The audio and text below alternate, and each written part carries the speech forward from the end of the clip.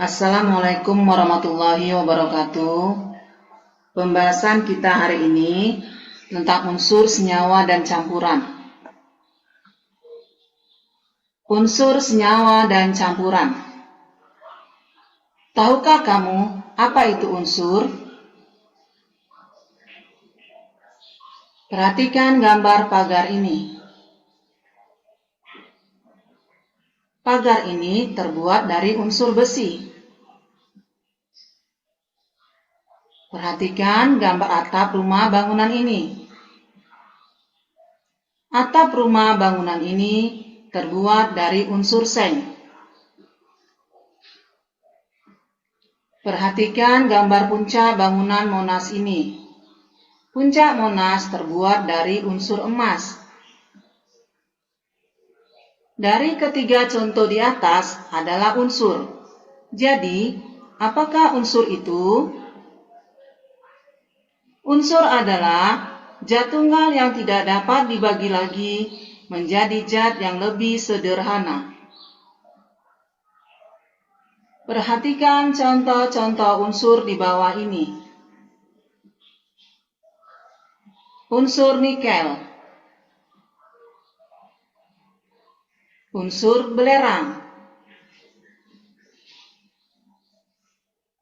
unsur tembaga, unsur air raksa, unsur perak. Berdasarkan sifatnya, unsur dibagi menjadi 3. 1. Unsur logam. 2. Unsur non-logam. 3. Unsur metaloid.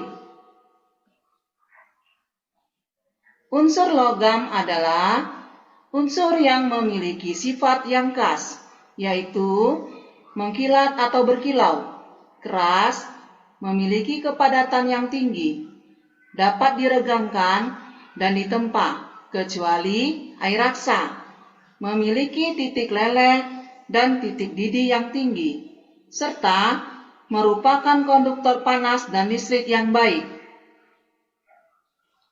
Contoh unsur logam adalah natrium, besi, timah, aluminium.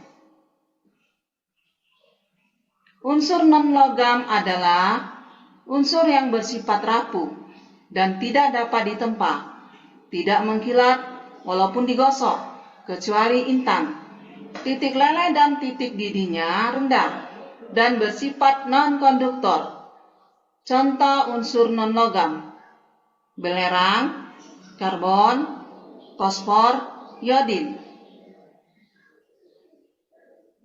Unsur metaloid adalah unsur yang memiliki sifat logam dan non-logam. Unsur ini biasanya memiliki sifat semikonduktor. Contoh unsur metaloid: silikon, arsen, germanium, antimon. Selanjutnya kita masuk ke senyawa. Perhatikan gambar larutan asam cuka ini. Asam cuka atau asam asetat mempunyai rumus kimia CH3COOH yang mengandung unsur karbon, hidrogen, dan oksigen.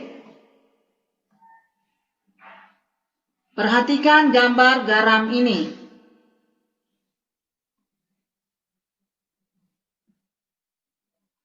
Garam mempunyai rumus kimia NaCl yang mengandung unsur natrium dan klorin. Perhatikan gambar air ini. Air mempunyai rumus kimia H2O yang mengandung unsur hidrogen dan oksigen. Dari ketiga contoh di atas, apa itu senyawa? Senyawa adalah gabungan dari 2 unsur atau lebih melalui reaksi kimia sehingga menjadi zat baru yang sifatnya berbeda dari unsur penyusunnya. Jadi senyawa merupakan zat tunggal yang dapat diuraikan lagi melalui reaksi kimia menjadi zat yang lebih sederhana. Sekarang kita lanjut tentang campuran. Apa itu campuran? Campuran adalah materi yang terdiri dari dua macam zat atau lebih dan masih memiliki sifat-sifat zat asal. Campuran dapat tersusun atas beberapa unsur ataupun senyawa. Perhatikan gambar di bawah ini.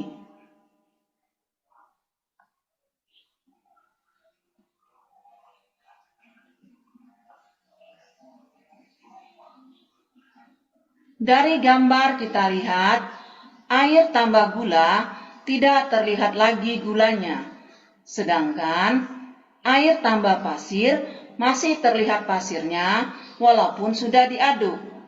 Jadi, berdasarkan jenisnya, campuran dapat dibedakan menjadi dua, yaitu 1. Campuran homogen, 2. Campuran heterogen. Campuran homogen.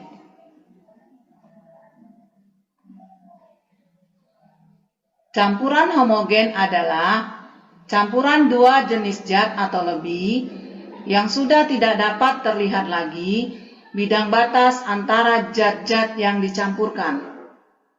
Campuran homogen disebut juga sebagai larutan. Contoh campuran homogen. 1. Larutan gula. Gula yang diaduk dalam air sudah tidak terlihat lagi gulanya. 2. Pewangi dan alkohol, karena keduanya bercampur dengan sempurna. Campuran heterogen. Campuran heterogen adalah campuran dua zat atau lebih yang masih terlihat bidang batasnya antara zat-zat yang dicampurkan. Contohnya, 1. Pasir yang dicampurkan air tidak akan menyatu. 2. Minyak yang dicampurkan ke dalam air. Terima kasih, semoga bermanfaat. Tetap semangat belajar. Assalamualaikum warahmatullahi wabarakatuh.